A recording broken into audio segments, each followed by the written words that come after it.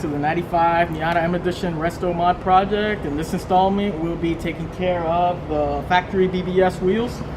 These are the factory's 15 by 6 inch wheels that came on these cars. One of the reasons why I love this model so much. The painted portion right here is in excellent condition on these, but the lips could use a little refinishing. Basically, the clear coat right here just hasn't held up too well over time, and we'll be able to bring these back to life. Here's a little close-up of the wheel. So you can see some of the clear coat right here just hasn't withstood the test of time. I mean, these wheels have been on there since 1995. So we'll be basically taking off all this clear coat. We don't want to use the aircraft stripper or the paint stripper, as a lot of people do in certain situations like this, because it might splash onto the painted portions, which are perfectly fine, and we don't plan on repainting those. So we got ourselves a wide assortment. This was from Amazon, nothing too expensive, of a variety pack of sandpaper right here. We'll be using to wet sand the lips right here.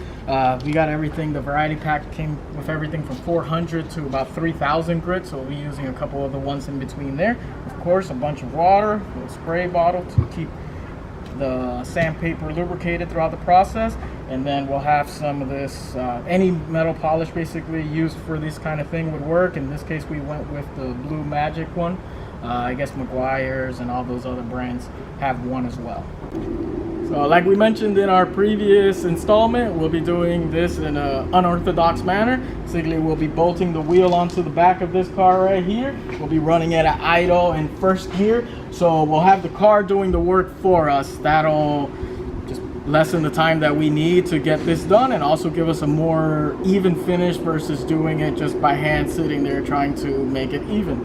Of course, I can't stress it enough, safety first. This might seem like a very dumb idea to some people, but I have taken every precaution possible to make sure I don't get injured during this process. The very first precaution I took was to make sure I found the lowest powered Miata I could. This thing does not have a whole lot of power at 800 RPMs, so I should be good on there. And also with the wheels, we've already taken the tires off of here. That'll allow us to take the valve stems out, because you can see that would of course cause an interference issue right there with the valve stem out. I have plenty of clearance with my fingers right in between there. Plus, I'll show you, I don't have to get in all the way in there. All right, so let's get started. To get this valve stem off, in this case, it's a couple 12mm nuts right here.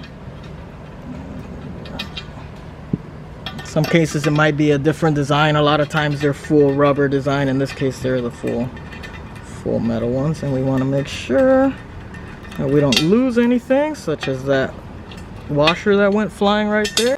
Now that we have the valve stem out of the way and no obstacles, we'll be putting the wheels on the car right now.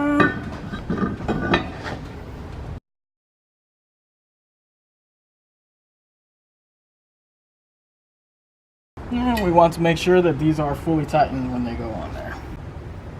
So we are ready to get started. We have the car up in the air. In this case, we have the luxury of using a lift, but at home I would imagine it'd be on jack stands or so. We've just made sure that both wheels are off the ground, and this car has an open differential, so if there is any major hang-ups, it will transfer power to the other wheel, especially at 800 RPM. Car is running. We're going to go ahead and start getting the wheel a little bit moisturized right there, but of course the bulk of the water will come from the bucket down here. Starting out with this outer lip right here. This one's one of the easier ones. Have to make sure we keep it wet the whole time.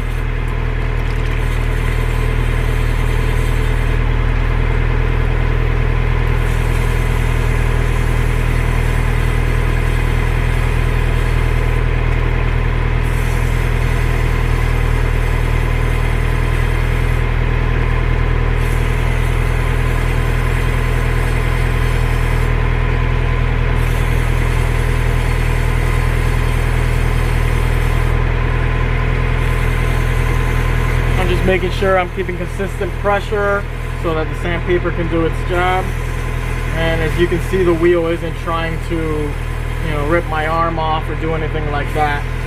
Luckily, this isn't a very powerful car, so it's not likely to do so.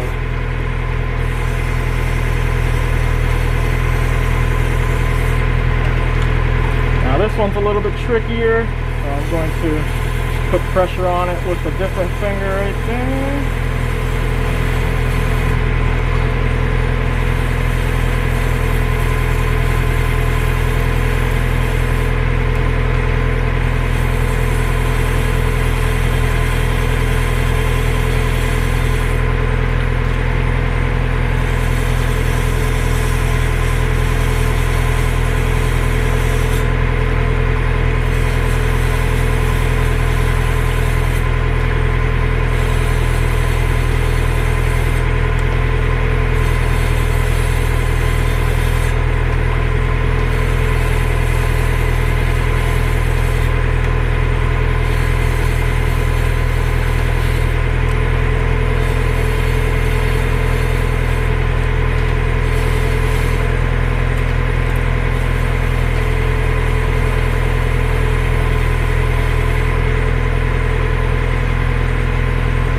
Moving into the inner barrel, that's where we have to be a little bit more careful. Of course, I've already checked clearance with my fingers, and I'm not sticking them in there all the way, just to make sure I'm safe. Now that I've been going at it for a little while, let me go ahead and wipe some of this excess water off so I can check on the progress.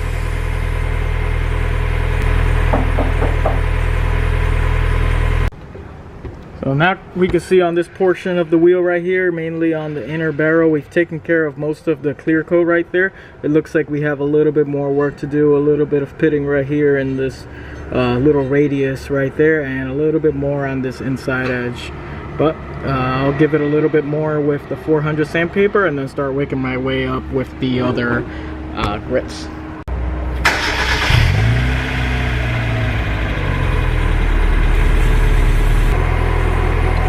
Let's check on the progress now. Alright, checking back. I'm just going to clean this up here real quick. It looks like we did take care of that area, that radius right there that needed to get taken care of. And inside there, I might just do a little bit more just to make sure. This one is out of the 4 wheels, the one that has a little bit more pitting on it than the others. But let me get back to work.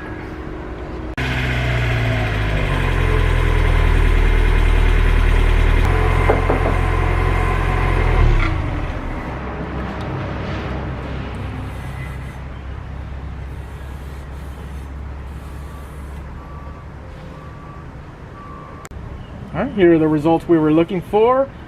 We've got an even finish all throughout as far as how much material has been taken off, how with the sanding process, and we're ready to start stepping it up throughout the different grades of sandpaper and then hit it with the polish.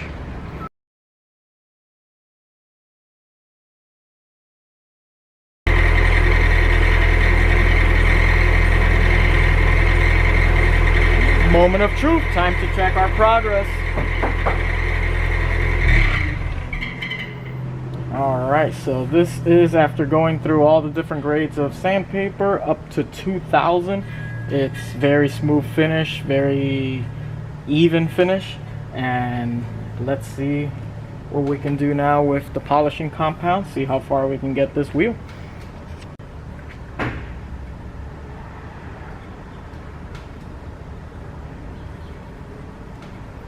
Alright, let's try. I'm hoping not to make a bigger mess than I've already made by having this fling up, but let me get some of this on here.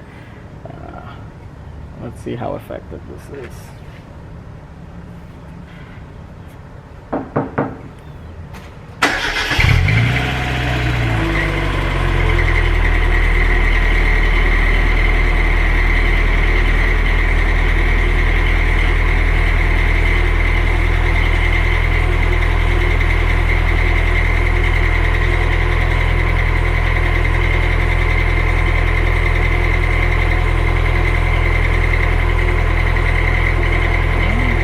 What we want to see. We want to see all that coming off.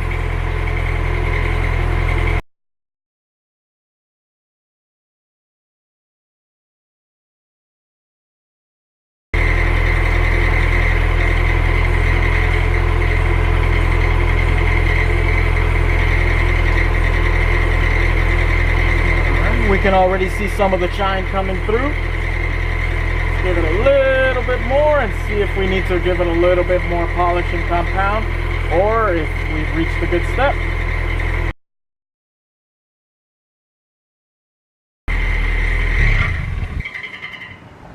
All right, well, to be honest, that actually came out better than than I was expecting. I thought it would be nice and polished, but this actually exceeded my expectations. It's very nice and even throughout. Luckily this wheel didn't have any curb rash on it or anything, but my god, yeah, that's great. I guess if you were painting your wheels, this would be a good point or a good step to go ahead and mask this off right here and get the centers painted. I brought the wheels outside to get a little bit of sunlight, what's left of sunlight today on them. This is one wheel that we have not done yet. This is the one that I just did on the car, and needless to say, I'm extremely happy with the results, and now I'm definitely motivated to do the other three.